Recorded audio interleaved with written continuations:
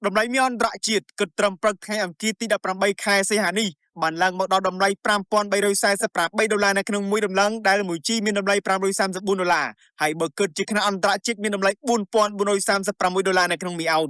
Đồng lấy mi ban prai pro đôi sa ca rầm bông tốc ông pi ca đồng la tra ca pa đa bát ni kia cái làm lấy từ ban cắt ban thói. Cái rồi bay ca sử cái rồi ba lấy lên cho ca pi sắp ramon. ขณะភាពតានតាំងនៅមួយជើងបពីបានកើនឡើងក្រោយអាមេរិកបញ្ចាំងបន្តបទឈប់បាញ់ជាមួយអ៊ីរ៉ង់និងគម្រាមវាយប្រហារលើប្រទេសអូម៉ង់បន្ថែមពីនេះអ៊ីរ៉ង់ក៏បានឲ្យដឹងថានឹងផ្លាស់ប្ដូរអេរយាប័តទៅជាការវាយលុកទាំងស្រុងដោយសារកិច្ចខិតខំប្រឹងប្រែងដើម្បីចរចាបញ្ចប់សង្គ្រាមជាមួយអាមេរិកបានចប់គាំងនៅក្នុងធនាគារកណ្ដាលអាមេរិកមានការរំពឹងទុកថាធនាគារនឹងរក្សាអត្រាការប្រាក់មិនផ្លាស់ប្ដូរនៅក្នុងខែកញ្ញាខាងមុខនេះឥឡូវនេះអ្នកវិនិយោគកំពុងរងចាំមើលរបាយការណ៍សេដ្ឋកិច្ចជាច្រើនរបស់អាមេរិកដែលនឹងចេញផ្សាយនៅសប្តាហ៍នេះជាពិសេសនោះគឺរបាយការណ៍នៃកិច្ចប្រជុំរបស់ធនាគារកណ្ដាលអាមេរិកដែលហៅកាត់ថា FOMC ដើម្បីរំពីគោលនយោបាយរបស់ធនាគារកណ្ដាលអាមេរិកបន្ថែមទៀតចុះឈ្មោះបើកគណនីទិញលក់ហាងឆេងមាសឥឡូវនេះដើម្បីចូលរួមក្នុងក្រុម VIP Signal ក្នុងការទទួលបានតម្លៃទិញលក់ហាងឆេងមាសប្រចាំថ្ងៃនិងការប្រឹក្សាផ្ទាល់ពីហាងឆេងមាសជាមួយគ្រូជំនាញដែលមានបទពិសោធន៍15ឆ្នាំតាមរយៈ Telegram ឬលេខទូរស័ព្ទ070 80 5លោកអ្នកក៏អាចតាមដានតម្លៃហាងឆេងមាសអន្តរជាតិប្រចាំថ្ងៃ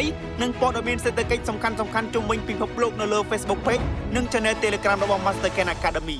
សូមអរគុណ